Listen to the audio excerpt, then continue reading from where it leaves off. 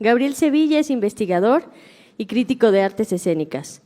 Es doctor en comunicación por la Universidad de Valencia, imparte docencia en el grado de comunicación audiovisual y multimedia en la Escuela Universitaria ERAM de la Universidad de Gerona, colabora como crítico de teatro en el podcast de Recomana.cat, plataforma de periodistas de artes escénicas de Cataluña. Ha colaborado en las revistas Artes Blay, La Finestra Digital, Entreact y con el diario El Salto. Sus publicaciones, hasta la fecha, comprenden los ámbitos de la crítica textual, la narratología cognitiva, la teoría fílmica y los estudios teatrales. Muchas gracias, Gabriel, bienvenido. Muchas gracias. Bueno, yo quiero empezar agradeciendo infinitamente la invitación a Zabel Castro y al Centro Cultural de España en México, a Mariana Villanueva por toda la labor organizativa y en general a todo el equipo, porque creo que cuando las cosas se hacen bien, y creo que esta semana está maravillosamente organizada, hay que decirlo y hay que agradecerlo. Y porque además una parte de mi optimismo que he defendido estos días tiene que ver, entre otras cosas, con que existan semanas críticas como esta. Es decir, para mí es un lujo que podamos hablar o especular sobre los problemas o los desafíos de la crítica teatral y cultural a lo largo de 4 jornadas, con conferencias, con mesas redondas, con talleres. Verdaderamente creo que es un síntoma de la mala salud de hierro de la que goza la crítica teatral y cultural, que podamos estar hablando de nuestra decadencia o de nuestra vitalidad o nuestros estertores desde estas condiciones óptimas para el diálogo. Bueno, dicho eso, yo quiero hablar de la vida, muerte, resurrección y supervivencia de la crítica teatral, y tengo que empezar con un pequeño matiz o con una pequeña disculpa, y es que revisando la conferencia me he dado cuenta de que el título tendría que ser La crítica teatral en Europa, vida, muerte, resurrección y supervivencia. Sabéis que en España tenemos el dicho de que podrás salir de la aldea, pero la aldea nunca saldrá de ti. Pues bueno, me temo que he traído conmigo la aldea europea, elevando a categoría general lo que no es más que un particularismo. Así que, por favor, leas el título con el gentilicio. La crítica teatral europea, la crítica teatral en Europa, vida, muerte, resurrección y supervivencia, que es básicamente de lo que hablaré aquí. Bueno, dicho eso, mi principal objetivo con esta conferencia era tratar de situar la crítica teatral hoy, en 2024, poniéndola en la perspectiva del tiempo, y en ese recorrido, en esa perspectiva, quería cuestionar lo que son algunos discursos nostálgicos sobre la crítica teatral de los buenos viejos tiempos, ¿no? Como una especie de paraíso perdido del que nos habríamos caído y al que estaríamos añorando volver. Yo tengo una posición más crítica o más escéptica respecto a esa posición nostálgica.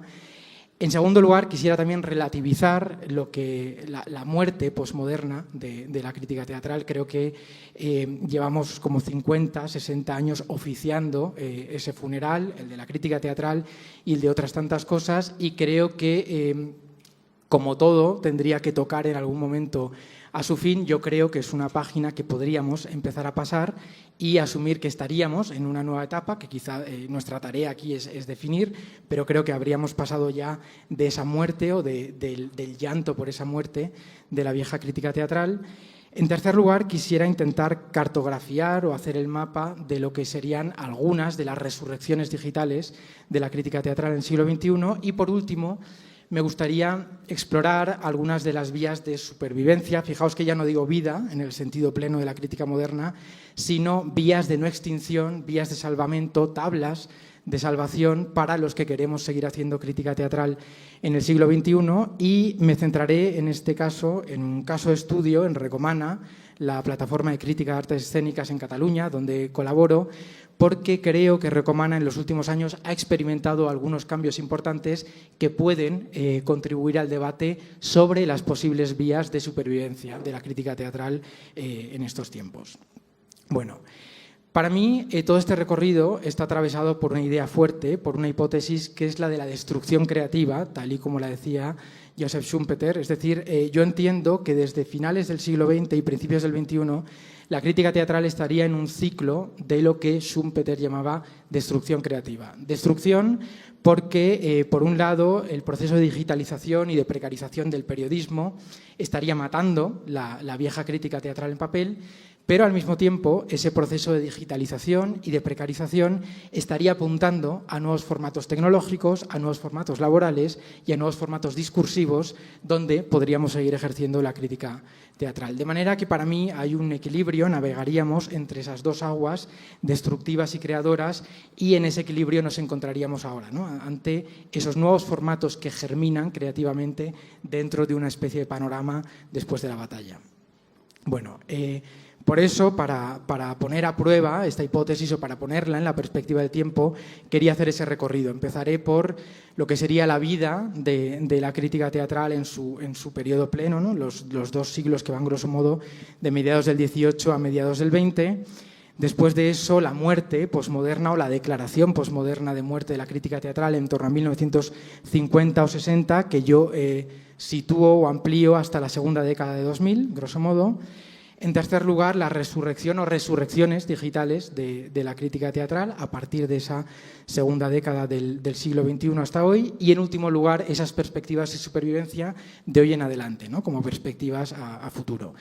Después de todo ese recorrido, quisiera sacar algunas conclusiones básicas a las que yo he llegado a lo largo de estos años, pensando un poco sobre este recorrido histórico de la crítica teatral, señalar también algunos límites evidentes que creo que tiene una panorámica vista de pájaro, como la que propongo aquí, y apuntar algunas perspectivas, es decir, algunas cuestiones o algunos temas que creo que tendrían que seguir en la conversación pública sobre la crítica teatral en los próximos años. Bueno, antes de nada, tengo que hacer 2 agradecimientos. En primer lugar, a Elisa Díez y a Jordi Bordes, que son compañeros míos en Recomana, que me han facilitado una buena parte de la información que presentaré hoy aquí, hacia el final de la conferencia. Y en segundo lugar, a Liz Perales, que hace crítica de teatro en el Cultural del Español, que es un digital en España, que lleva muchos años ejerciendo la crítica teatral en prensa, pero que también está haciendo un trabajo de investigación académica sobre la crítica teatral en España, y que ha hecho un trabajo final de máster sobre los últimos 40 años de crítica teatral en España. Liz Perales tiene una perspectiva más pesimista, más apocalíptica sobre la crítica teatral. Quiero decir que yo discrepo en ese sentido con ella, pero conste en acta que uno también cita a las personas con las que no está de acuerdo. Quizás es la parte más interesante del debate. Y Liz Perales ha tenido la inmensa generosidad de cederme su material inédito, ¿no?, su investigación que todavía no está publicada, y quiero citar aquí algunas de las conclusiones a las que ella llega, con las que, insisto, yo estoy parcialmente de acuerdo y parcialmente en desacuerdo, pero creo que eso es el interés del debate. Bueno, dicho esto, empiezo con lo que sería ese primer periodo de plenitud vital de la crítica teatral, esos 2 primeros siglos, y me gustaría empezar con un pasaje concreto, un pequeño fragmento audiovisual de El Crítico, que es una obra de Richard Brinsley Sheridan de finales del siglo XVIII. Sheridan era un dramaturgo y un parlamentario liberal, era un Whig, y esto es importante porque creo que es una ideología que marca muy señaladamente esta crítica de los primeros años. Y en El Crítico, Sheridan hacía una parodia de esa primera crítica teatral moderna que se publicaba en prensa, y contraponía, de un lado, en la escena que veremos ahora, el debate entre, por un lado, la crítica ilustrada, que pretendía enseñar al público, enseñar al pueblo a través de los medios de comunicación, a través de la prensa, y, por otro lado, el público o el pueblo que despreciaba a esa crítica teatral, pero que no dejaba de leerla. Y yo creo que el aliciente y la gracia de este debate en esta escena es que el debate se da como una discusión conyugal entre marido y mujer en torno a la mesa del desayuno, tomando el café y con el diario del día en la mano, ese diario donde viene la crítica teatral que escribe el marido y que está intentando defender el marido en esos términos ilustrados, en esos términos paternalistas de decir lo que está bien y lo que está mal, y la importancia de una crítica teatral en prensa que eduque al pueblo. Os pongo el fragmento audiovisual. A ver, aquí está. Mrs. Dangle, it does not signify. I say the Perdón, ¿se oye bien? ¿O sí? stage is the mirror of nature, and the actors are the abstract and brief chronicles of the time. And pray, what can a man of sense study better? Besides, you will not easily persuade me that there is no credit or importance in being at the head of a band of critics. Take upon them to decide for the whole town, whose opinion and patronage all writers solicit, and whose recommendations no manager dares refuse. Ridiculous. ridiculous. Both managers and authors of the least merit laugh at your pretensions. The public is their critic, without whose fair approbation they know no play can rest on the stage, and with whose applause they welcome such attacks as yours, and laugh at the malice of them where they can't at the wit. Very well, madam, very well. Bueno. Creo que vale la pena recuperar este diálogo porque creo que es muy representativo de esa primera crítica teatral. El señor D'Angel le dice a su esposa: señora D'Angel, ¿acaso no tiene importancia si digo que el escenario es el espejo de la naturaleza y que los actores son la crónica breve y abstracta de su época? ¿No? Es una visión muy ilustrada. Y por favor, ¿qué cosa mejor puede estudiar un hombre sensato? Además, no me convencerá fácilmente de que no tenga mérito ni importancia estar a la cabeza de un grupo de críticos que asumen la responsabilidad de decidir por toda la ciudad, cuya opinión y patrocinio solicitan todos los escritores y cuya recomendación no se atreve a rechazar ningún director. Creo que no se puede expresar con más arrogancia el orgullo de ese crítico ilustrado que pretende ejercer el tutelaje de la sociedad que lo lee, ¿no? Y que asume la responsabilidad por toda la ciudad. Qué ridículo, dice la señora D'Angel. Tanto los directores como los autores del menor mérito se ríen de tus pretensiones. El público es su crítico, sin cuya justa aprobación saben que ninguna obra puede mantenerse en el escenario y con cuyo aplauso dan la bienvenida a ataques como los tuyos y se ríen de tu maldad, ya que no pueden reírse de tu ingenio. Muy bien, señora, muy bien. Bueno, pues creo que con esta primera crítica de la crítica teatral moderna se muestra muy claramente hasta qué punto la crítica nace como un debate sobre política, como un debate sobre cultura y sobre todo como un debate entre clases medias, como un debate de la burguesía. Y esto lo explicaba muy bien Hohenthal en la Institución de la Crítica, donde decía que, visto históricamente, el concepto moderno de crítica literaria va íntimamente ligado al ascenso de la esfera pública liberal y burguesa que se produjo a principios del siglo XVIII. El debate literario, que hasta entonces había servido como forma de legitimación de la sociedad cortesana en los salones aristocráticos, se convirtió en el foro que preparó el terreno para el debate político en las clases medias. Yo creo que esta es una clave de esa primera crítica, es decir, una crítica que es literaria, pero que está preparando el foro para una crítica política y sobre todo para una crítica de la burguesía, de las clases medias, ya no de la aristocracia que se había apropiado de esos debates políticos, culturales y sociales.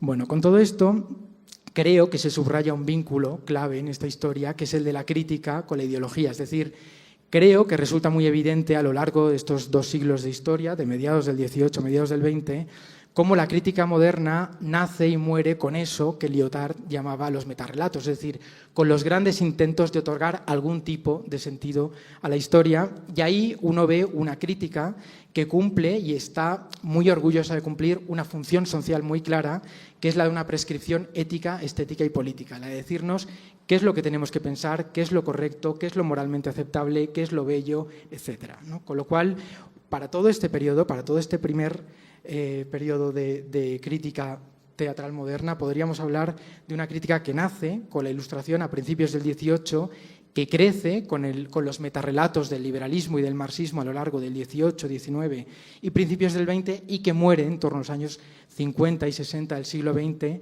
con la crisis posmoderna.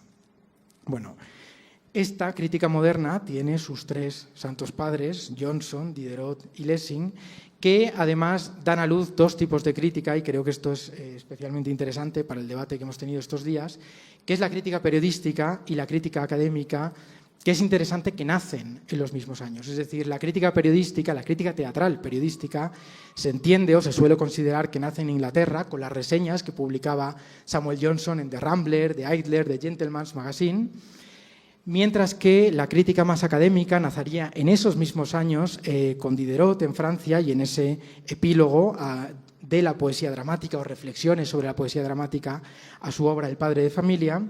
Y habría un tercer nacimiento híbrido, periodístico, académico, por parte de Lessing con la dramaturgia de Hamburgo. Es decir, una serie de textos que reflexionan sobre el Teatro Nacional de Hamburgo y la dramaturgia del Teatro Nacional de Hamburgo, que en un primer momento se publican en prensa, que después se recopilan como ensayos en un volumen y que pasan de ser literatura periodística a literatura académica. Creo que eso es un puente interesante que se traza, y que han seguido teniendo influencia hasta el siglo XX y XXI. Bertolt Brecht reivindicaba mucho la lectura y las ideas de Lessing en esa segunda mitad del siglo XVIII. Con lo cual, creo que es interesante subrayar ese bilingüismo crítico, ¿no? Y lo hemos estado discutiendo estos días, lo que es la crítica teatral generalista y lo que es la crítica teatral especializada, y cómo ese debate o esa dualidad está en el propio nacimiento dieciochesco de la crítica teatral, con lo cual no estamos inventando nada hoy cuando trazamos esa diferencia. Bueno, a partir de aquí me gustaría leer y comentar algunos pasajes concretos de críticas concretas de los grandes críticos, o algunos de ellos, de este periodo, porque, como se dice, creo que el diablo está en los detalles y creo que al ir a la textualidad concreta de estas críticas concretas es donde podemos ver de qué hablamos cuando hablamos de la crítica de los buenos viejos tiempos, de esa crítica moderna de la plenitud vital, de esa crítica teatral que muchas veces añoramos. Y empiezo con un pequeño pasaje de Samuel Johnson en The Gentleman's Magazine, literalmente la revista de los caballeros, es decir, pensad, una revista que se publica para educar a aquellos que quisieran ser caballeros en lo que son los buenos gustos literarios y teatrales, las buenas opiniones políticas, las buenas costumbres o maneras, quiero decir, en ese sentido de un crítico cultural que es un crítico social, un crítico total, por así decirlo. Y dice Johnson de Constantine, una tragedia de Philip Francis que se estrenaba en 1754, dice: el autor de Constantine, Philip Francis, ha intentado agitar las pasiones de su público no tanto por medio de las cosas como por medio de las palabras. Su lenguaje resuena por todas partes y en algunos puntos es poético, pero cuando no se hunde en la llaneza, se crece en la indecencia. Quiero decir, hay un moralismo explícito. Uno aquí ve al Johnson Tory, conservador, al Johnson de firmes convicciones anglicanas, que está mezclando la censura estética con la censura moral, ¿no? En ese doble sentido, en ese doble comentario de la crítica literaria y la crítica de costumbres. Si uno salta 100 años adelante y se va a la Francia y al París de Baudelaire, uno ve cómo en Le Figaro, en una carta abierta pero anónima, esto es importante, Baudelaire no se atreve a firmar este texto, de lo que se queja Baudelaire al redactor jefe de Le Figaro es de la politización de Shakespeare en el 3er aniversario del nacimiento de Shakespeare. Y me parece interesante ver cómo Baudelaire, desde el anonimato, plantea esta crítica a unas políticas culturales y teatrales. Dice Baudelaire al señor redactor jefe de Figaro: muy señor mío, el 23 de abril es la fecha en que hasta la misma Finlandia debe, según dicen, celebrar el 3er centenario del nacimiento de Shakespeare. Hablemos un poco del verdadero objetivo de este gran jubileo.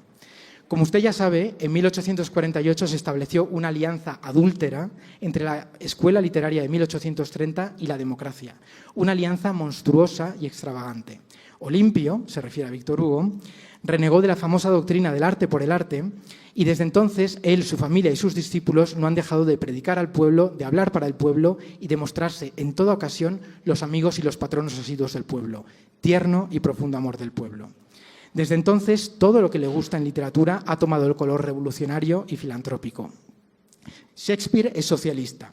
Él no lo sospechó jamás, pero importa poco. Cualquier fiesta es buena ocasión para satisfacer la verborrea francesa en provecho de los objetivos siguientes a los cuales el nacimiento de Shakespeare solo servirá de pretexto.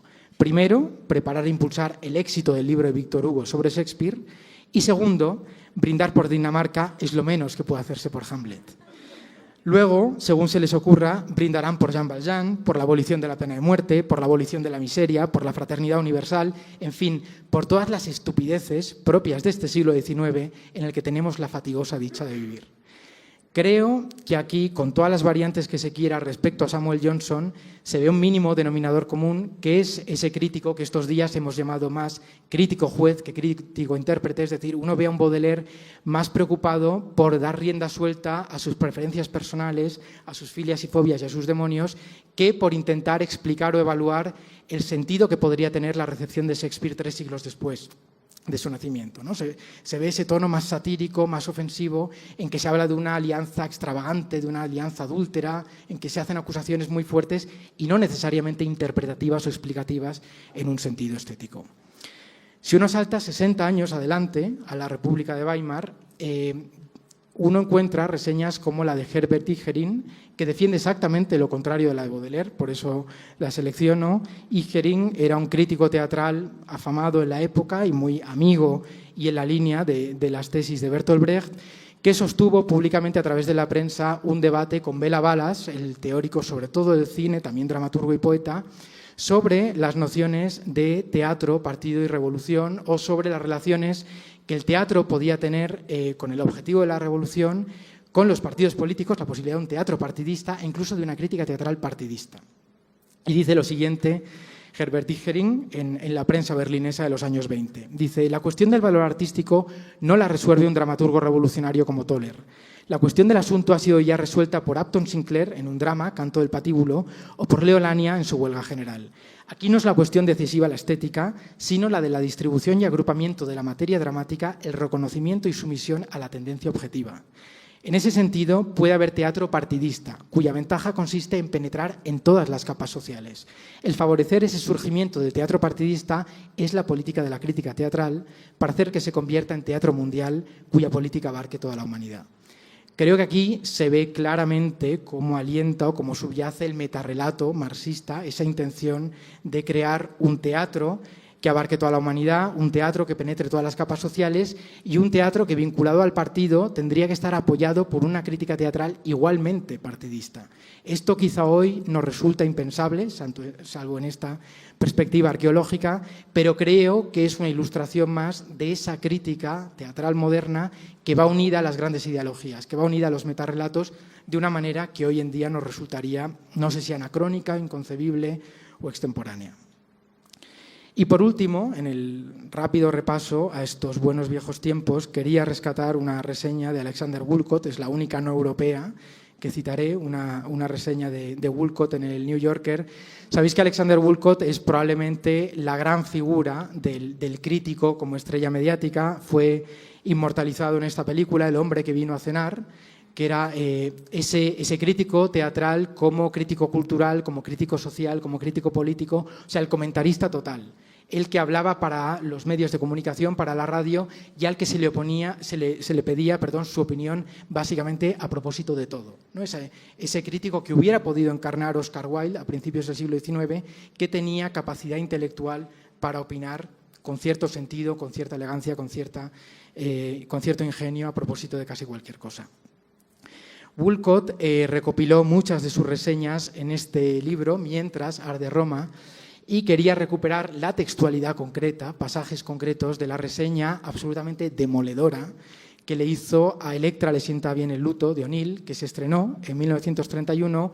Woolcott lo reseña a principios de 1932, en febrero, y creo que es interesante ver cómo articula Woolcott esta reseña de auténtica demolición de O'Neill, que plantea como una crónica imaginaria, como una crónica de abierto tono satírico, y yo diría que como una crónica de abiertos dejos machistas, y os planteo el texto para que lo podáis valorar. Dice Woolcott: quiero hacer aquí la crónica de la aventura de un hombre. Es un dramaturgo de considerable reputación que deambulaba por Nueva York el pasado otoño después de una prolongada ausencia en lejanos lugares. En un gesto temerario le propone una noche en el teatro a una mujer que aprecia porque tiene cabellos rubios, una frente serena y la consoladora costumbre de ser silenciosa. Confiado, dejó que ella eligiera la obra y se quedó bastante asombrado cuando ella propuso a Electra le sienta bien el luto. Le consternó por su convicción profunda de que O'Neill era un considerable troglodita, honesto, directo, torpe, sin sentido del humor y sin suficiente conocimiento del corazón humano para manejar los temas que sus refinadas ambiciones le llevaban a abordar.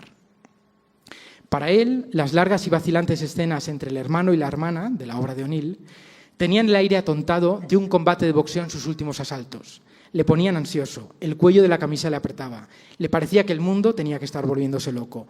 No podía ser verdad que nadie, en ningún sitio, pudiera considerar bueno ese lloriqueo. Se volvió hacia su invitada para intercambiar una mirada de simpatía y lo que vio le paró el corazón. Allá estaba ella, mirando fijamente el escenario, entreabriendo los labios, totalmente absorta. Él la miró incrédulo. ¿Podía ser, tenía que ser, que se equivocara? Este O'Neill, después de todo, sabía lo que se hacía. Y entonces ella, al notar que él la miraba, se inclinó para susurrar una pregunta en su oído, en su encantado oído, en su radiante oído. ¿Por casualidad no sabrás, preguntó ella, si tienen cocinillas en el Beverly Wilshire, un hotel de lujo de la época? Confesando que mis propios pensamientos vagaban más allá del Beverly Wilshire durante varios pasajes de Electra le sienta bien el luto, debo añadir que vi la obra mientras era apáticamente representada por la 150 vez ante un público tan bronquítico que los furiosos actores sin duda sentían que el único pecado real que los Manon habían cometido era construir su mansión de columnas al borde de una charca de ranas. Algunos actores se movían por los profundos baches de la obra como atontados maniquíes de una tienda de ropa. Programar esta tragedia con la misma compañía 6 veces por semana durante 20 semanas es parte de la locura suicida del teatro de nuestra tierra y de nuestro tiempo. Bueno, creo que sin necesidad de entrar en más comentarios sobre el texto de Woolcott, podemos extraer unas ciertas conclusiones, hacer un cierto balance general sobre la crítica teatral moderna. Insisto, he hecho un muestrario altamente selectivo, se podrían añadir muchos más nombres, el de Oscar Wilde, el de Kenneth Tynan, el de Walter Benjamin, Edmund Wilson, cabrían muchos más, pero creo que podemos extraer ya algunas conclusiones generales sobre el conjunto. La primera es que es una crítica de clarísimo sesgo masculino, blanco y europeo norteamericano, y creo que esto en la propia panoplia de los retratos ya se advierte. Y esto lo dice un crítico europeo y blanco. Quiero decir que no tengo yo ningún problema con esos rasgos en particular, pero me parece que el patrón dominante y los sesgos que se derivan de ese patrón dominante son dignos de ser subrayados, ¿no? Hay una tendencia que claramente se impone. Además, creo que es interesante que es una crítica explícitamente ideológica, en ese sentido del auge de los metarrelatos, cuando no abiertamente prejuiciosa, es decir, es una crítica que plantea muy abiertamente las filias y fobias del crítico y que además, y en esa línea y en ese sentido, mezcla muchas veces el análisis estético con una crítica, una sátira moral y de costumbres, algo que nosotros consideraríamos muy poco riguroso, muy poco científico o muy poco interpretativo y más propio del crítico juez sumarísimo y lapidario. Creo, en cualquier caso, que es una crítica que indudablemente está compuesta por grandes nombres y que ha hecho grandes aportaciones, tanto académicas como periodísticas. Quiero decir que no seré yo quien le reste mérito en importancia. Creo que es una crítica a la que tenemos que volver y creo que es una crítica que hay que historizar, pero creo, echando la vista atrás y sobre todo entrando en el detalle concreto de esas críticas en concreto, que es una crítica que no es necesariamente viable o que no es necesariamente deseable en el siglo XXI, es decir, que no podemos reeditar con una cierta literalidad, como a veces podrían hacer pensar los discursos más nostálgicos o de añoranza de aquellos años.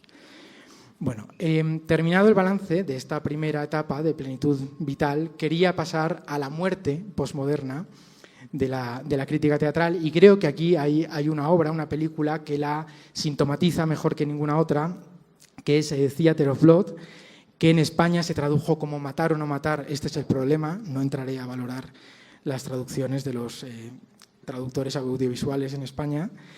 Es una comedia de terror sobre la muerte literal de la crítica teatral en aquellos años, donde un actor de teatro, Edward Lionheart, que está interpretado por Vincent Price, que quizá es el rostro más célebre del cine de terror de aquellos años en Estados Unidos.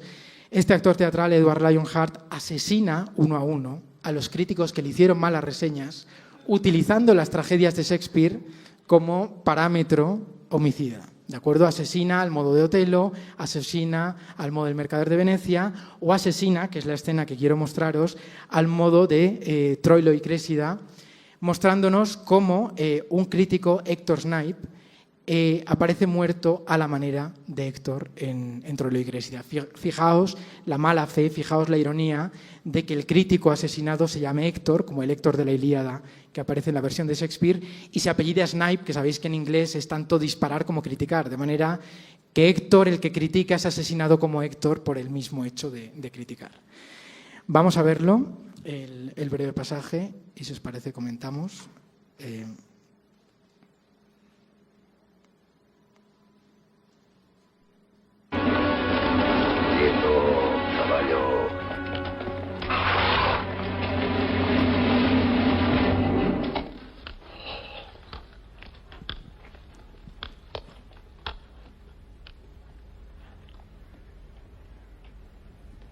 ¿Lo conoce? Sí, Héctor Snipe. ¿Un crítico? Sí. Sí, esperábamos que asistiera al duelo. George Maxwell, Héctor Snipe, los dos muertos. Y los dos críticos. ¿Por qué? ¿Quién les odia tanto como para matar a dos de su círculo? Los críticos solemos tener enemigos, inspector. Digamos que son gajes del oficio. Pero, amigo mío, no creo que empiecen a matar gente por hacer críticas adversas, ¿verdad? ¿Y por qué no? Una comedia fracasa. Directores, autores, actores, carreras arruinadas. Hay muchos motivos para ello, a mi modo de ver. Inspector, ¿quiere decir que algún lunático del teatro intenta matarnos a todos? Desde luego, es una posibilidad. Bueno.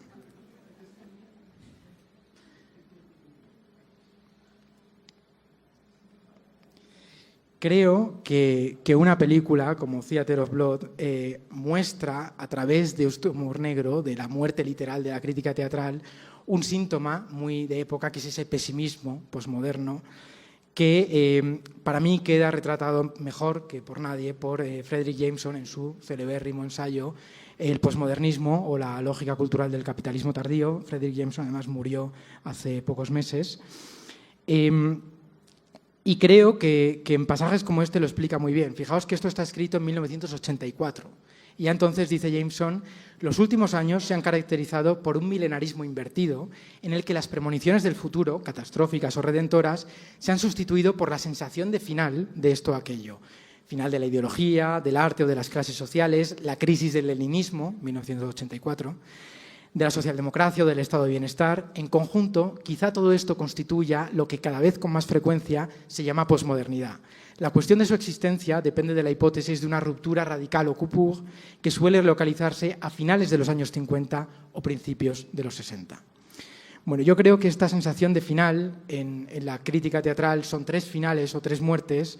Una primera muy clara, la muerte ideológica, que mencionaba antes, la crisis de los metarrelatos de los que hablaba Lyotard, es decir, en el momento en que la ilustración o una cierta idea de ilustración entra en crisis, el liberalismo entra en crisis, el marxismo entra en crisis, estas críticas teatrales ya no tienen a sus espaldas esta gran explicación de la historia y de la cultura que podían tener antes. Hay también una muerte estética, en este caso creo que la explica muy bien Lehmann en el teatro postdramático, una crisis del drama moderno. Aquí es una crisis del teatro, no inicialmente de la crítica, pero en el momento en que la crítica se ve incapacitada de explicar esas nuevas formas teatrales, se ve arrastrada con la crisis del drama moderno.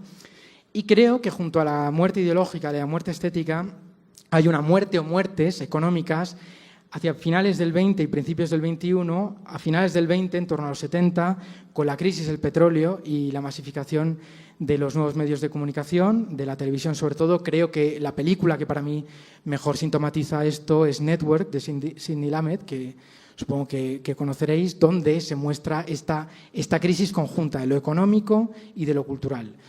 Y a principios del 21 la digitalización de los medios y de la prensa y la crisis económica de la gran recesión en torno a 2008-2010, que también supone un mazazo para la prensa, que pasa a digitalizarse, aunque solo sea por el abaratamiento de costes que eso supone. Bueno, en estos años y en esta estela surgen muchas críticas de la crítica, tanto desde el ámbito de la creación dramatúrgica, en el caso de David Mamet, como en el caso de la crítica, historia y teoría del teatro, como Patrice Pavy, que creo que vale la pena recuperar en algunos de sus pasajes porque muestran la dureza y la convicción con que se da por muerta la crítica en estos años, y además de manera muy explícita y muy descarnada. Fijaos que David Mamet hablaba directamente de una crítica corrupta y lo decía en una disertación ante un congreso de críticos teatrales norteamericanos. Es decir, lo invitan al congreso y Mamet llama a los críticos corruptos directamente a la cara. Les dice: si vuestra obra depende de parabienes y apoyos externos, estáis siendo controlados. Vuestra vida no os pertenece.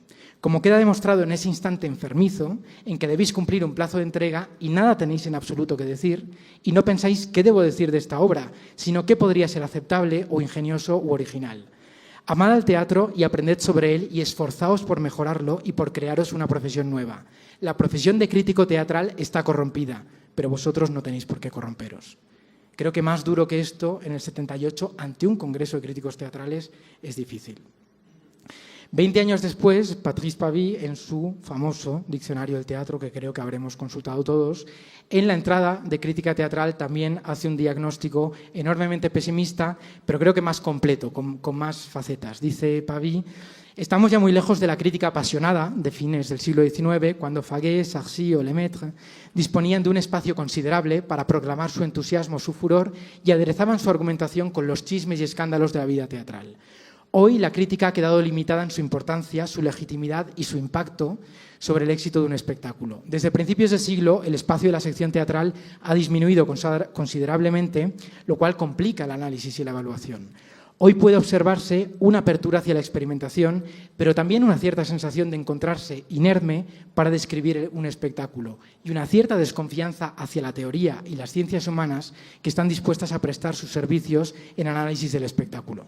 De manera que Pavy no solo se refiere a esa pérdida de espacio en los medios convencionales, sino a una crisis del propio teatro, la apertura de la experimentación que dejaría inerme a la crítica para describir, para explicar el espectáculo, y además se refiere a una desconfianza hacia la teoría y hacia las ciencias humanas. Es decir, con esa crítica inerme, lo que está diciendo Pavy de una manera muy elegante y muy diplomática es que la crítica se encontraría en una situación casi de indigencia intelectual, de no tener recursos o armas para explicar ese nuevo teatro abierto a la experimentación que se estaría encontrando en los escenarios. Si saltamos 20 años adelante, tenemos el diagnóstico que os comentaba antes de Liz Perales, que escribe desde hace años crítica en el Cultural del Español, que hace también investigación académica sobre la propia crítica teatral y que habla de una crítica teatral en declive, en el caso de España, desde los años 80 hasta 2020, en un diagnóstico relativamente más pesimista del que yo haría, pero creo que enormemente interesante e informado, porque, insisto, Liz Perales tiene esa doble perspectiva, la periodística y la académica. Y las conclusiones de Liz Perales son estas. Dice: la crítica teatral clásica, que en un tiempo fue un género influyente entre los aficionados al teatro y entre la profesión artística, a partir de 2005, en España, ha ido perdiendo su presencia en los diarios impresos madrileños a consecuencia del desarrollo de Internet y del periodismo digital, pero también de un teatro cada vez más periclitado. Entre las causas del declive, 1, la crisis de la prensa debido a Internet. 2, la pérdida de influencia y profesionalidad. 3, la creciente intervención del Estado en las artes escénicas. Y 4, la pérdida del juicio estético en el mundo cultural. Como veis aquí, se mezcla un poco la crisis del propio periodismo por su digitalización con lo que Liz Perales entiende como una crisis del teatro. En este sentido está más en la línea de Patrice Pavy. Añade una variable que a mí me parece interesante, que es la de la creciente intervención del Estado en las artes escénicas. Yo aquí discrepo, yo no creo que sea un problema que haya más inversión pública en el teatro. Liz Perales hace una crítica más en una línea liberal, pero sea como fuere, creo que es interesante ver los puntos comunes 20 años después de Pavy, 40 años después de Mamet, respecto a ese diagnóstico más bien fúnebre sobre la crítica teatral, es decir, el consenso en cuanto a ese largo funeral posmoderno que os decía de la crítica teatral, que duraría 50-60 años, ¿no? Desde los años 50-60 del siglo XX hasta, grosso modo, la segunda década del siglo XXI. A partir de aquí, quizá los más optimistas empezamos a hablar de resurrección o resurrecciones digitales de la crítica teatral, que tienen que ver justamente con eso, con un proceso de digitalización que abarca otros muchos ámbitos y que tiene una cronología, yo creo que muy clara y muy de todos conocida. Es decir, sabéis que en torno a los 90 se produce ese nacimiento de la llamada web 1.0 con aquella famosa primera conexión de Tim Berners-Lee en el Centro Europeo de Investigación Nuclear, el CERN, en la ciudad de Ginebra, en la Navidad del año 90, cuando se hace la primera conexión con el protocolo de las WWW y nace oficialmente el Internet que hoy conocemos como Internet, ¿no? Ese Internet heredero de los experimentos del ARPANET bajo la Guerra Fría, etcétera. A partir de 2000 nace la web 2.0, la de los llamados prosumidores, con los blogs, las redes sociales, las plataformas, que en una muy buena medida sigue vigente hoy. Hay quien habla de web 3.0 y 4.0, pero creo que todavía queda la inercia de lo que se inauguró a principios del 21. Y en torno a la segunda década de 2000 ya entramos con esa gran crisis económica de la gran recesión, la crisis del periodismo en papel y el auge de unos medios digitales que están en auge porque son más baratos de producir, porque ante la caída del papel, la digitalización del periodismo precariza, es cierto, pero también permite un abaratamiento de costes.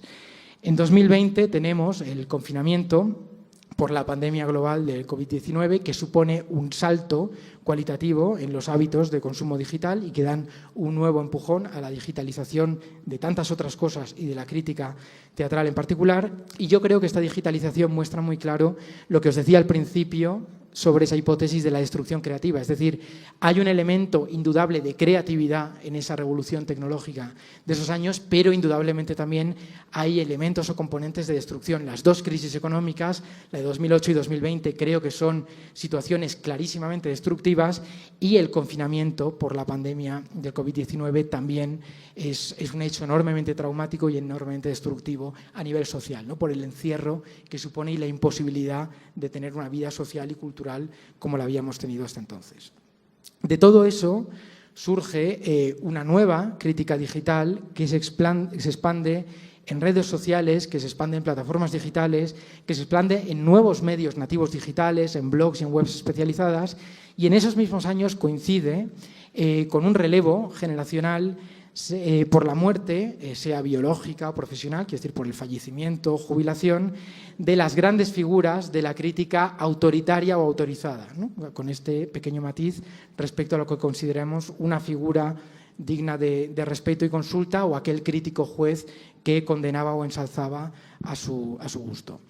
Y en tercer lugar, hay una línea que a mí me resulta muy sintomática y muy interesante de analizar, que de hecho hemos apuntado en algunas de las mesas redondas estos días, que es la resurrección de la crítica en algunas polémicas. La resurrección de la crítica cuando se habla del lobbying a la crítica, y aquí quiero citar un caso que me parece muy interesante, la resurrección de la crítica cuando se ve insultada por algunos artistas, y creo que esto también, más allá de la polémica y de lo que tenga de vergonzante o vergonzoso, es sintomático, las agresiones incluso a la crítica, los vetos a la crítica, creo que todo eso traza una sintomatología respecto a un cierto resurgir de la figura del crítico, incluso desde el punto de vista de los artistas.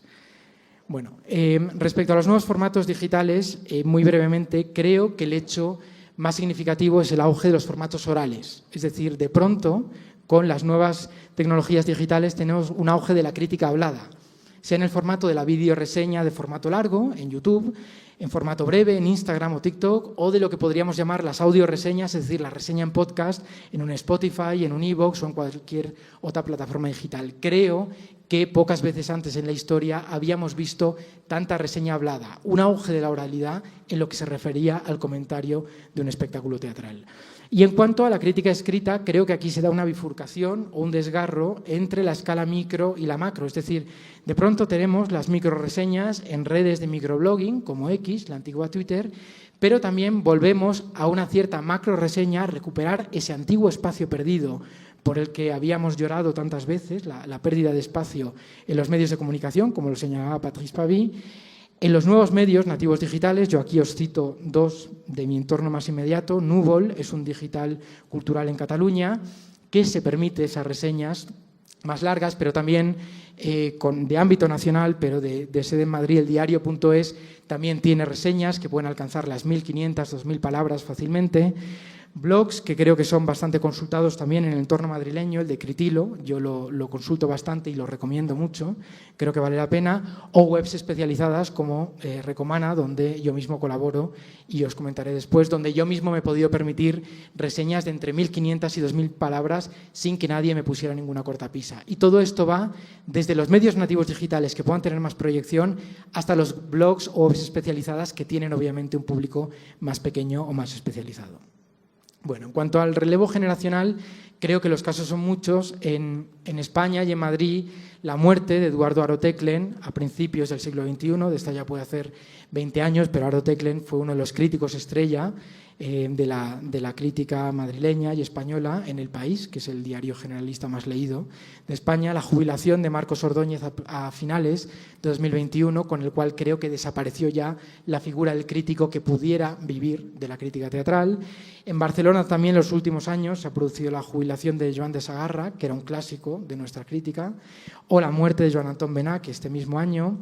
Pero en Nueva York, por ejemplo, se ha producido la jubilación de Ben Brantley hace muy poquito, O en Londres, en The Guardian, yo creo que ha habido una sustitución muy interesante de Michael Billington, que afortunadamente continúa en activo, pero que ya no coordina la sección de artes escénicas, que ha pasado a ser coordinada por Arif Akbar, que es una mujer, que es joven, está en torno a la treintena y que es británica de origen pakistaní, con lo cual creo que rompe todos los clichés del viejo crítico, hombre, blanco y anglosajón por los cuatro costados. Creo que todo eso está cambiando y está produciendo relevos generacionales que de alguna manera empujan también a otras maneras de enfocar la crítica. Y en cuanto a las polémicas, en lo que tienen de sintomático, quiero decir, más allá del morbo, del humor que se pueda extraer de ellas, me gustaría citar algunas porque creo que son significativas de ese auge de la crítica en su periodo digital.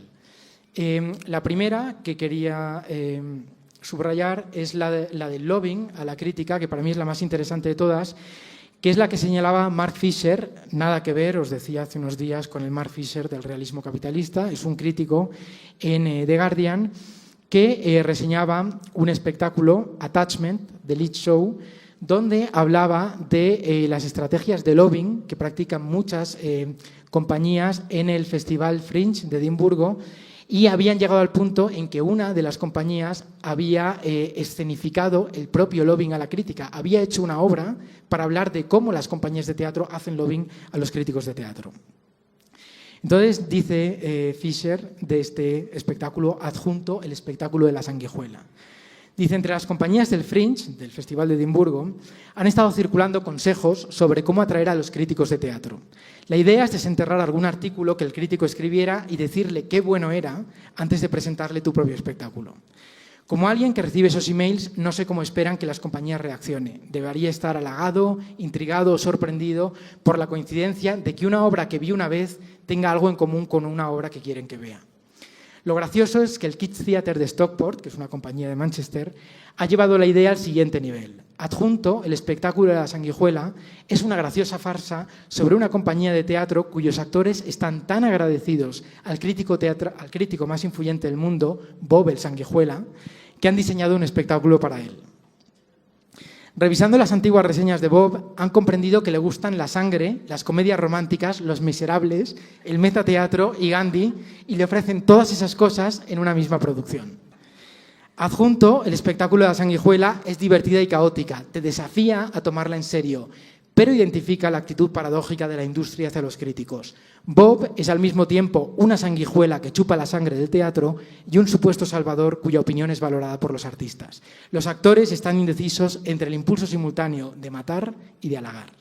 Es decir, hemos ganado algo respecto al Theatre of Blood de Vincent Price, donde el impulso era simplemente el de matar. Aquí se mueve en la disyuntiva entre el asesinato y el halago, pero creo que muestra, con todo el humor que se quiera, pero de una manera que a mí me resultó francamente inquietante al leerlo, yo esto no lo he experimentado nunca, hasta qué punto pueden estar desarrolladas las estrategias de lobbying que vemos generalmente, que no vemos generalmente porque están entre bastidores, para intentar seducir al crítico, lo cual delata de esta manera un tanto patológica el nuevo foco que se está poniendo sobre la figura del crítico, por lo menos desde el lado de los artistas.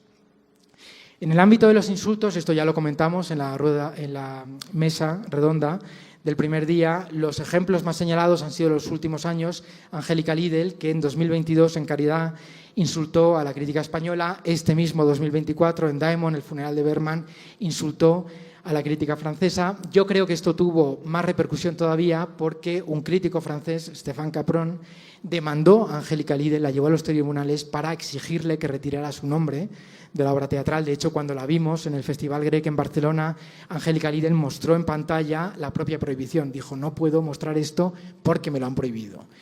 Creo que esto es una reacción totalmente desafortunada del crítico. Por una vez, no seré yo quien defienda la posición del crítico, pero más allá de la polémica, creo que denota de esta manera un tanto estrambótica ese nuevo foco que algunos artistas están poniendo sobre la crítica teatral. No es llamativo que para estar supuestamente muerta, la crítica teatral esté recibiendo estas atenciones desde el propio escenario.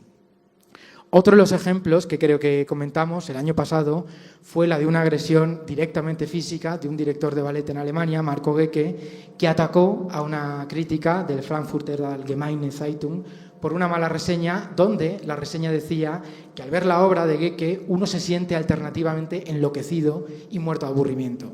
Estaremos de acuerdo en que la reseña es negativa, pero creo que no es para tanto como para un ataque físico. Goethe se amparaba en que otros muchos artistas estaban hartos de esta crítica, otros muchos consideraban que había podido perjudicar a su carrera. Sea como sea, es una segunda manera, patológica si se quiere, de mostrar ese foco de algunos artistas hacia la crítica. Y el tercer último ejemplo, también lo comentábamos hace unos días, es el de los vetos a la crítica. Este nos ocurrió en Cataluña y en Barcelona, cuando un actor, productor y director de escena, Ángel Llàcer, dejó sin invitaciones a la crítica teatral catalana para su versión de The Producers, el musical de Mel Brooks. Y Ángel Llàcer se excusaba en lo siguiente, decía: los críticos dicen y opinan, siempre me sabe mal porque no entienden nada. Lo que nosotros hacemos es para sentir, no para opinar. Y con el argumento de que era para sentir y no para opinar, dejó específicamente sin invitaciones no al periodismo en general, sino a la crítica en particular. La prensa, que no hacía críticas, sí que tenía las invitaciones. Evidentemente, un crítico frente a esto puede pagarse la entrada y reseñar igual, pero supone una humillación profesional tener que pagar por hacer tu trabajo, y a raíz de esto surgió una polémica que además tuvo una amplia difusión en redes, que llevó pues a las clásicas reflexiones sobre lo que es la función del crítico, sobre la capacidad o no del crítico de perjudicar o favorecer un espectáculo, etc. Creo que de una manera más se pone ese foco sobre la crítica. De manera que, para recapitular un poco sobre este periodo, yo creo que en este último año, en estos últimos años, se ha producido un cierto regreso de la figura del crítico teatral. Es decir, os pongo aquí una película del año pasado, The Critic, protagonizada por Ian McKellen, que está basada en la novela de Anthony Quinn, Curtain Call, que se refiere a un crítico teatral. La de Ian McKellen yo todavía no la he visto, pero entiendo que la ha trasladado a un crítico de cine, pero la novela en la que se basa habla de un crítico de teatro. También el año pasado, y reseñado en The Guardian, se publicó esta novela, Here in the Dark, de Alexis Solowsky, que tiene como protagonista un crítico teatral dentro de un thriller que supuestamente tendría que resolver un misterio. El año pasado se hizo una película sobre el crítico de cine, Carlos Bollero, en España. Tarantino ya ha anunciado que su próxima y última película tendrá que ver con la crítica de cine. Quiero decir que por una serie de coincidencias, y para mí muy sintomáticamente, se está volviendo a poner en un cierto primer plano a la figura del crítico, con lo cual yo creo que no es que sea probatorio de nada, pero sí que da a entender un cierto resurgimiento de esa figura, quizá en los nuevos formatos y modalidades de crítica digital. Bueno, dicho todo esto, paso ya a lo que serían las perspectivas de supervivencia, a lo que podríamos hacer, quizá no para recuperar una vida plena, como en los buenos viejos tiempos, pero sí para intentar no extinguirnos, ¿no? Para agarrarnos a alguna tabla de salvación en medio del naufragio. Aquí creo que la crítica enfrenta tres desafíos. El tecnológico es evidente, los nuevos formatos digitales yo creo que es un desafío que tenemos más asumido, superado. Yo, como decíamos en la mesa redonda el otro día, creo que aquí ya hablamos de una crítica teatral dentro de los formatos digitales, no tanto frente a, pero en el caso de la inteligencia artificial generativa y cognitiva, ahí sí que creo que tenemos un gran debate, una gran batalla por delante que se tendrá que ir desarrollando y verificando en los próximos años.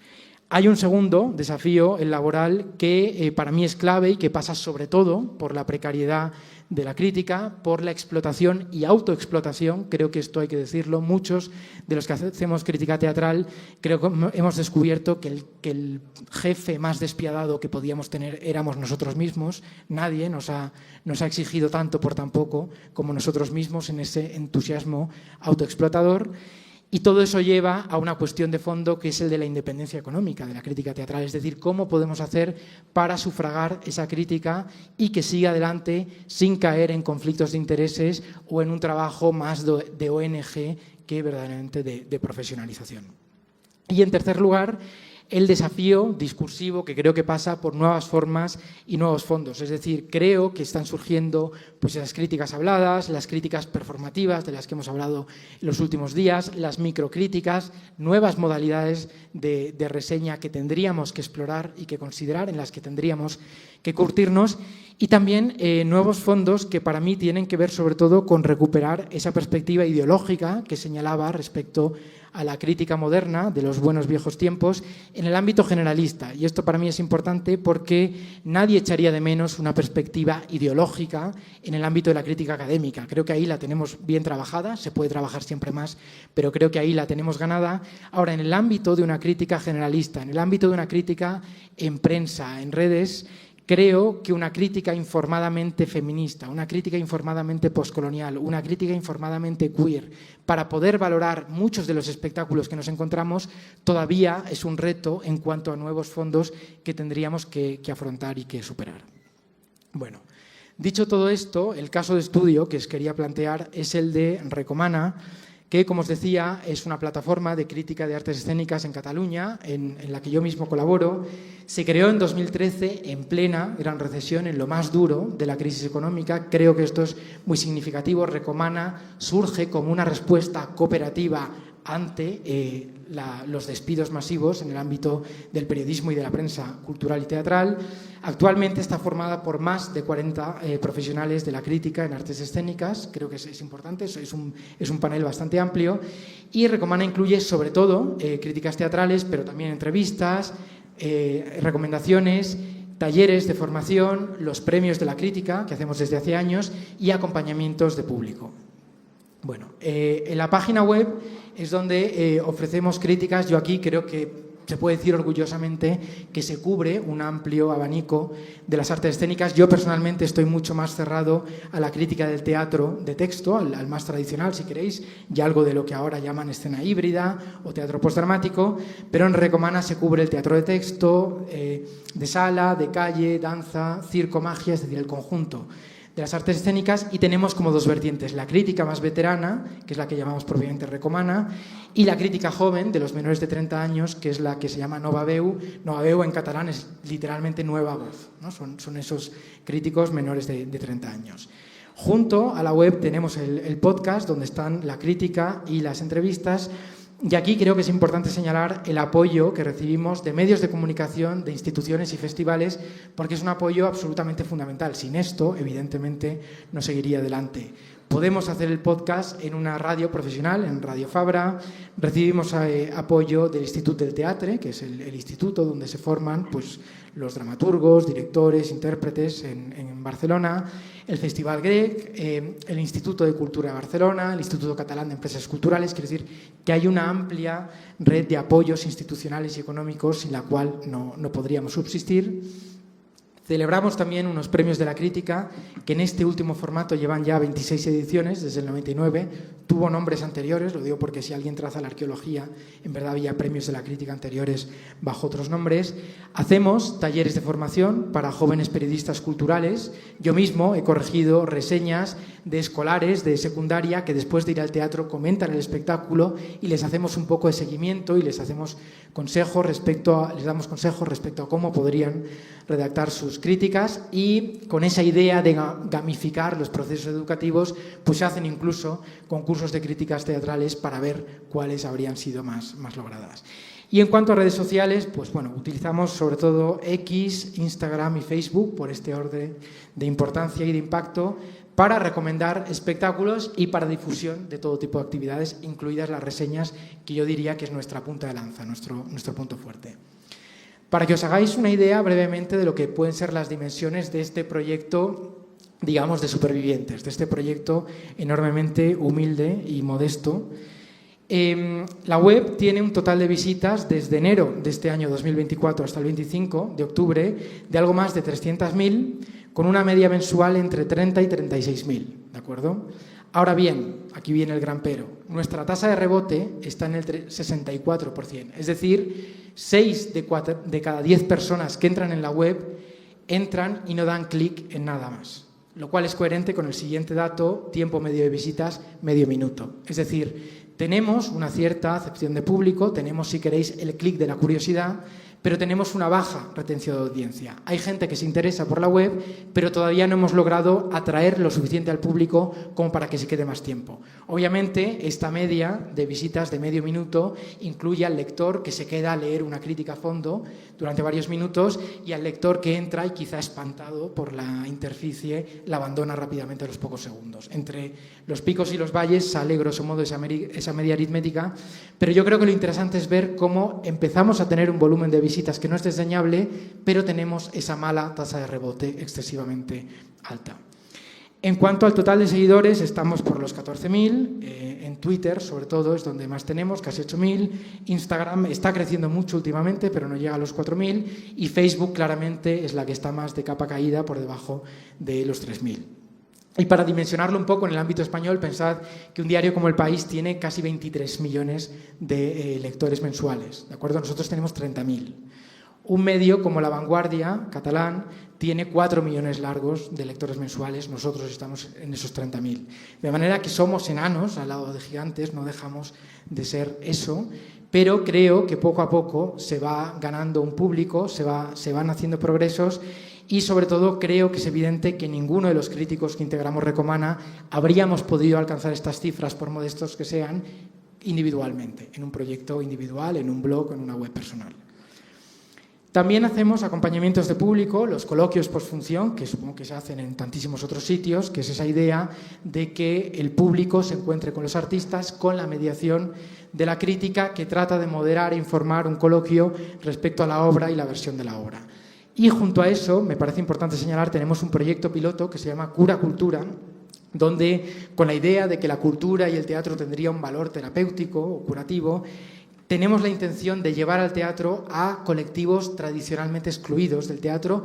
Insisto, esto es un proyecto piloto, esto todavía no se ha llevado a cabo, con lo cual está en prospectiva, pero la idea es acercar al teatro a personas sin techo, pacientes con diagnóstico de salud mental, personas que viven solas, pacientes con Parkinson precoz y menores tutelados. De manera que es una casuística variada y compleja y es la pata social del proyecto. Ahora, balance que uno puede extraer de Recomana y de la experiencia de estos 11 años que llevamos de supervivencia. Para mí hay 3 puntos. El primero, que es el que a mí me señalaba muy especialmente Jordi Bordes cuando consultaba con él antes de venir aquí.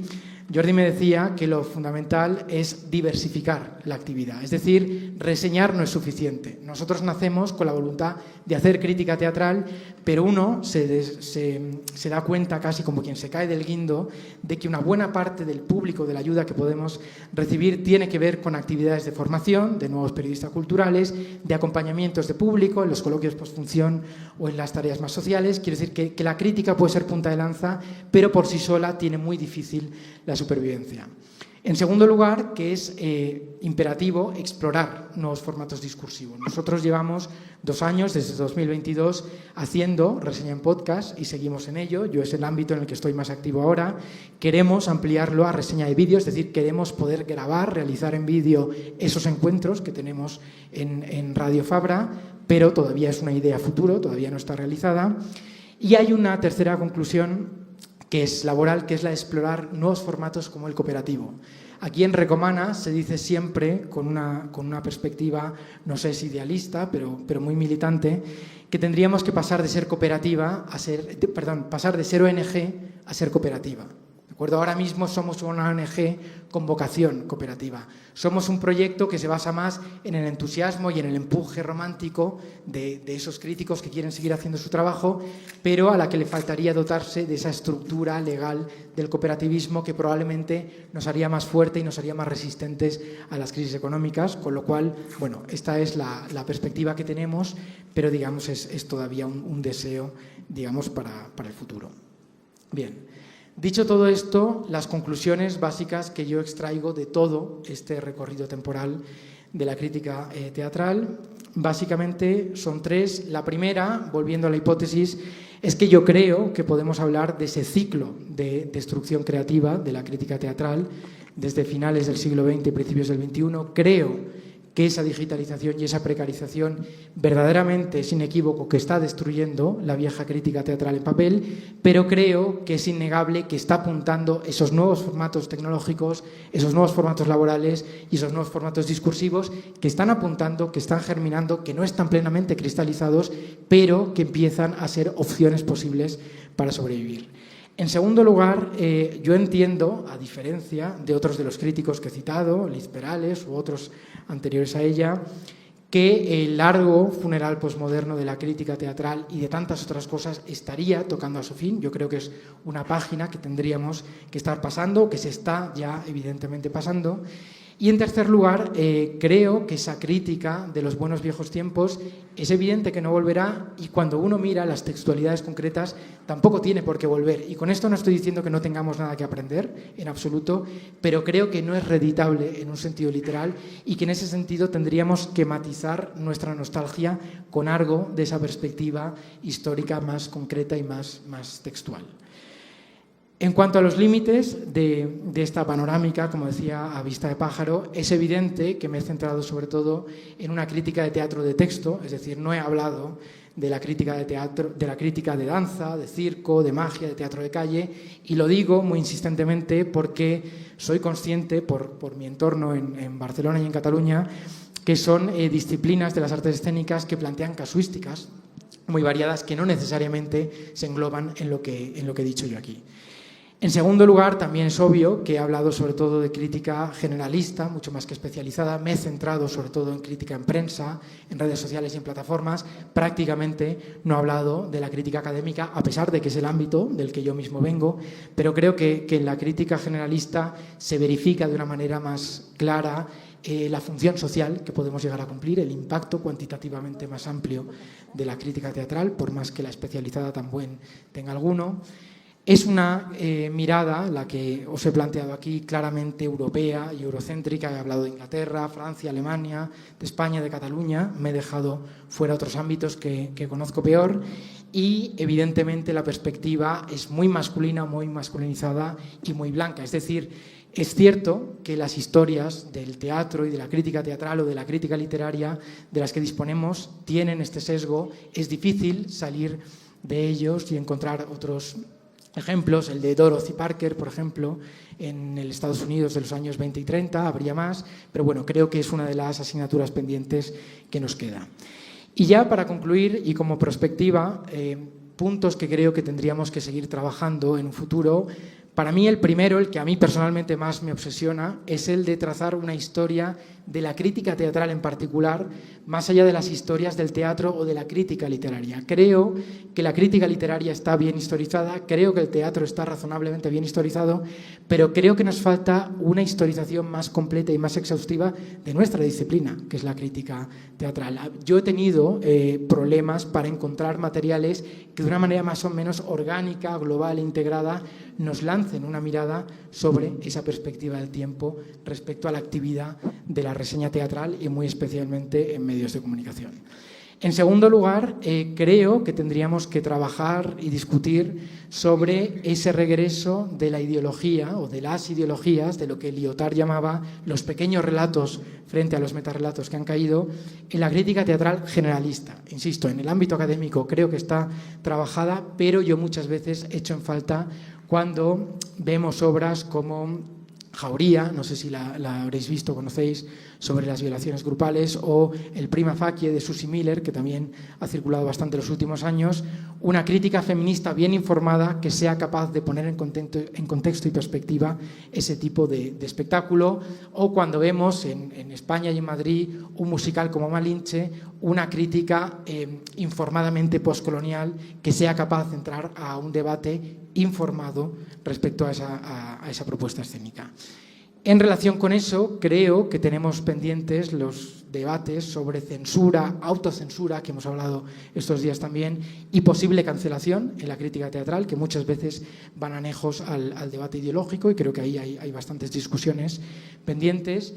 la cuestión de la financiación de la crítica teatral, por prosaico y vulgar que suene, la independencia económica de la crítica para poder seguir adelante. ¿Qué hacemos con los patrocinios públicos y privados? ¿Hasta qué punto eso nos supone un conflicto de intereses? ¿Hasta qué punto las fórmulas cooperativas pueden ser el futuro de supervivencia? Yo lo creo así, yo estoy en una línea muy militantemente cooperativa, pero creo que es un debate abierto. También las tareas formativas en crítica teatral. Yo he hablado sobre todo en el ámbito secundario. En España y en Madrid ahora, en la Complutense, el Instituto de Teatro de Madrid está implantando un nuevo grado de teatrología que empieza este año, 24 y 25, y que creo que da esperanza en ese sentido, pero creo que se podría extender al conjunto de la educación. Ya desde la escuela primaria, cuando los escolares acuden a ver una función teatral, el mero hecho de que luego comenten en clase qué es lo que han visto es ya un principio de mirada crítica que creo que se puede y se debe trabajar. También en esta Semana Crítica me ha alegrado mucho de que se planteara la apertura de la crítica teatral en el diálogo con otras críticas culturales, crítica de cine, crítica musical. Yo envidio mucho a los críticos de cine por la mayor libertad que tienen a veces para hacer una crítica más dura y más descarnada. Creo que ahí nos tendríamos que plantear qué podemos aprender los críticos teatrales de esas otras críticas, como la de cine y la de música. Y por último, y con esto ya termino, el tema de la crítica teatral y la inteligencia artificial. Creo que aquí lo hemos apuntado en una mesa redonda, cómo podríamos lidiar con esa inteligencia artificial generativa y cognitiva.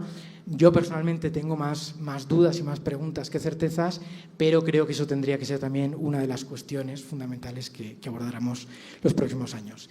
Y bueno, con todo esto creo que tenemos deberes por delante, creo que tenemos conversaciones pendientes, así que espero que sigamos hablando de todo esto y muchas gracias por vuestra paciencia.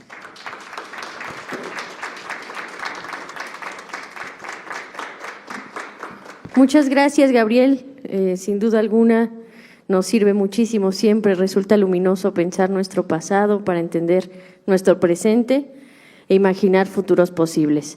Vamos a abrir preguntas al público. Empezamos con Nati. Gracias, Gabriel, estuvo buenísimo.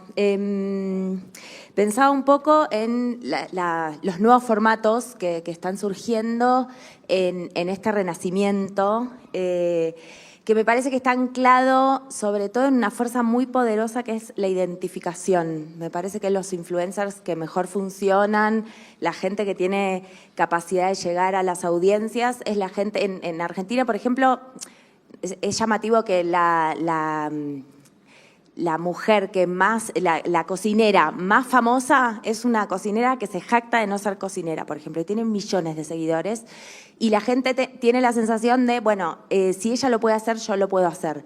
Y con los críticos, el otro día en la mesa pensaba un poco algo parecido, ¿no? Como que hay algo de esa mirada con la que la gente se identifica, que es muy poderosa, y me parece que los críticos especializados en algún momento se divorciaron de la gente, hubo un divorcio ahí.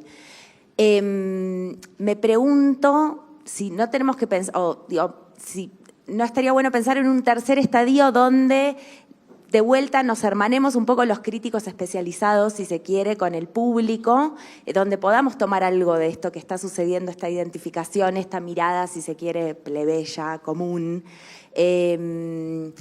Pero sí sigamos apuntando. Decías vos recién que te parece que la crítica en papel está muriendo, digamos, que ya la podemos velar sin dudas, pero hay un montón de estudios que indican que lo que uno lee en papel se retiene mucho más, que hay otras operaciones en el cerebro que suceden ahí que no suceden cuando uno lee en pantalla o ve un reel. Y me da un poco de pena pensar que eso no lo vamos a recuperar. Quería preguntarte eso, si tenés algún pensamiento en torno a este tercer estadio de pronto donde podamos tomar algo de todo lo que nos está trayendo esta gente, estas nuevas voces, pero con los soportes que supimos conocer y conseguir. Totalmente, de hecho yo creo que esa es la apuesta, por lo menos es la que yo he intentado hacer incluso en la práctica, es decir, yo los años que he estado reseñando en Recomana intentaba un poco esa integración de una reseña más académica pero al mismo tiempo más generalista, intentar trazar el puente. Y respecto a la conversación que tuvimos en la mesa redonda el otro día con los influencers, yo recuerdo que lo comentaba luego con Federico, creo que es interesante ver la frescura que puede traer consigo esa mirada que parece que reinventa la rueda y que en un primer momento te puede escandalizar, porque a poco que tengas perspectiva histórica, puedes decir cómo es posible que se esté redescubriendo el mundo de esta manera tan ingenua, cómo es posible que la cocinera con más seguidores sea la que se jacta de no saber cocinar, pero creo que muchas veces eso es un primer gesto de aproximación al profano, al público generalista, y una vez te acercas al público generalista bajando la guardia, no interponiendo una alta biblioteca entre el público y tú, no haciendo como el señor D'Angel del crítico, ¿no? De yo estoy aquí y el público que me lea y aprenda. Cuando evitamos hacer, digamos, crear esa brecha entre la crítica especializada y el público, estamos trazando un nuevo puente que yo creo que es al que nos están ayudando esas nuevas figuras. O sea, la presencia de Baby Solís y de Magali aquí el otro día creo que da cuenta de eso. Es decir, ellas mismas pueden dialogar con nosotros, ellas mismas pueden traernos público, cabe la colaboración. Y yo creo que la apuesta, incluso si lo entendí bien el otro día, la apuesta de una revista como Funámbulos era la de esa integración, la de ese tercer lugar, la de ese puente. Con lo cual yo creo que lo podemos y lo debemos hacer. Ahora bien, en lo que se refiere al papel, estoy de acuerdo contigo totalmente, se retiene mucho mejor lo que se lee en papel que en formatos digitales. Ahora, hay una constatación que es de hecho, y es que el papel está muriendo por una pura cuestión económica. Los formatos digitales tienen mucha más presencia de público y yo desde luego creo que ya estamos dentro. Es decir, hace unos años podríamos hablar del papel versus lo digital. Ahora ya estamos dentro, con lo cual podríamos en el mejor de los casos pensar, y creo que esto también se planteó en la mesa redonda, cómo desde los formatos digitales puedes conseguir que alguien vuelva al libro, que alguien vuelva a leer, cómo el booktuber o el instagramer recomienda una lectura y acabamos volviendo a ese soporte material. Ahora, en lo que se refiere a la crítica, a la vieja crítica en papel, yo creo que si quiere seguir aportando algo de la perspectiva que tenía, tiene que intentarlo en el formato digital, inevitablemente. Pensando también en la charla que tendremos a continuación con Ana Rosas Mantecón y Javier Ibacache, en la que hablaremos sobre mediación, me gustaría que explicaras un poquito más a qué te refieres con este proceso o práctica de acompañamiento que tienen al público en Recomana. Sí, a ver, los acompañamientos de público, decía, son dos. El más convencional, de los coloquios postfunción, donde nosotros entendemos que el acompañamiento de público consiste en que el crítico, además de moderar el diálogo entre la sala, el público y los artistas, informe ese debate, es decir, que empiece con algunas preguntas a los artistas y sobre todo que empiece con algún tipo de contextualización, de puesta en perspectiva de la puesta en escena. Y ese es el primer acompañamiento de público que yo creo que es el más convencional, ¿no? La crítica que pretende ofrecer un contexto y un juicio de valor respecto a lo que se ha visto. Y en segundo lugar están los acompañamientos de público ya a públicos más de nicho, a públicos específicos que pueden ser los tradicionalmente excluidos, y eso es un piloto que está por ver, pero eso es una tarea obviamente más social. Lo que pasa es que de esa tarea social yo creo que pueden surgir conclusiones que nos devuelvan al ámbito periodístico y al ámbito académico, que es qué nos pueden decir esas miradas para nosotros nuevas o para nosotros inusitadas respecto a nuestros acompañamientos habituales. Pero vamos, está esas dos facetas, la más habitual para el público, si quieres, frecuente, para el público asiduo, para el público experimentado, y luego para esos nuevos públicos que se están intentando crear o desarrollar o integrar a través del teatro.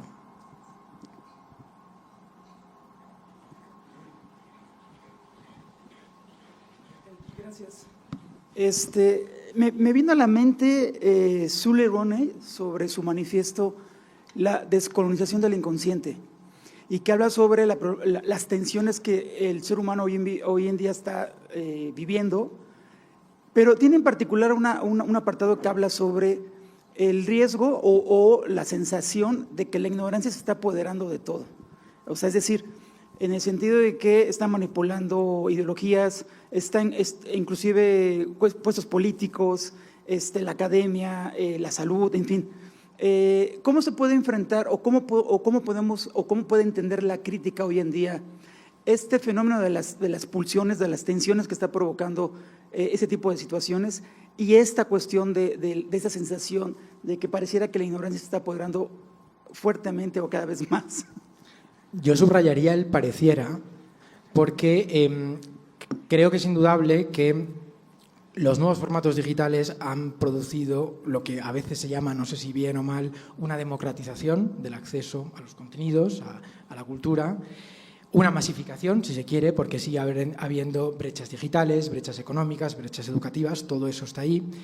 Y yo creo que en esa masificación del acceso a la cultura, y en este caso al teatro, a la crítica cultural, uno puede tener la sensación de que aumenta la ignorancia porque ha aumentado el volumen de público profano. Pero claro, yo eso no creo que sea necesariamente negativo. Es decir, el público especializado, el que vivía y vive en su Torre de Marfil, y yo mismo me puedo incluir en esa Torre de Marfil muchas veces, ¿no? el que se ha especializado en una cierta disciplina y vive rodeado de sus libros especializados, ese público existía y existe. Yo creo que la buena nueva es que ha aumentado el público general, ha aumentado el público profano.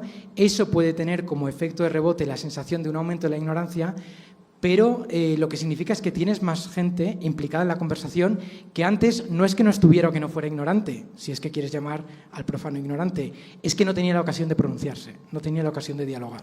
Con lo cual yo ahí empezaría por un diagnóstico un poco distinto. Y a partir de ahí yo tendría en cuenta que una buena parte de ese público que podemos llamar ignorante, que yo prefiero llamar profano, en el momento en que entra en la conversación y nos podría incluso molestar a veces porque hace un cierto ruido, porque chirría, porque puede decir cosas que a ti te parezcan mal informadas, en verdad ese público es la savia nueva que entra en un árbol que estaba ya un poco débil. Es decir, no seré yo quien se queje de que tengamos nuevos y más lectores por desinformados que vengan. Yo creo ahí que hay que tener una mirada más constructiva respecto a esas personas que, integrándose en la conversación, con más o menos información, están queriendo entrar a discutir sobre el teatro y lo que les parece bien o mal sobre el teatro, sobre las obras de arte. Baby Solís hablaba de las obras de arte contemporánea. A mí me resulta absolutamente increíble y esperanzador que haya tantas personas en una red social queriendo saber lo que opina alguien sobre el arte contemporáneo. Yo no habría apostado por eso en absoluto y me sorprende y me alegra enormemente haberme equivocado respecto a eso. Con lo cual, ese aumento de la ignorancia yo lo reformularía en términos de público profano y, en cualquier caso, también lo que me gustaría subrayar es que muchas veces ese aumento cuantitativo es puramente cuantitativo, es decir, ignorancia había antes, lo que pasa es que hoy tenemos unas herramientas tecnológicas que lo multiplican todo por mucho. Noticias falsas también había antes, solo que ahora tienen más capacidad de difusión, pero las noticias falsas no las ha inventado Internet. La ignorancia también estaba antes, tampoco la han inventado las redes sociales. Con lo cual yo ahí empezaría por negar la mayor, si quieres, por discrepar de que podamos hablar de un aumento de la ignorancia. Yo hablaría de un aumento de un público profano que se interesa por la cultura y por lo que hacemos, y por mi parte, bienvenido sea.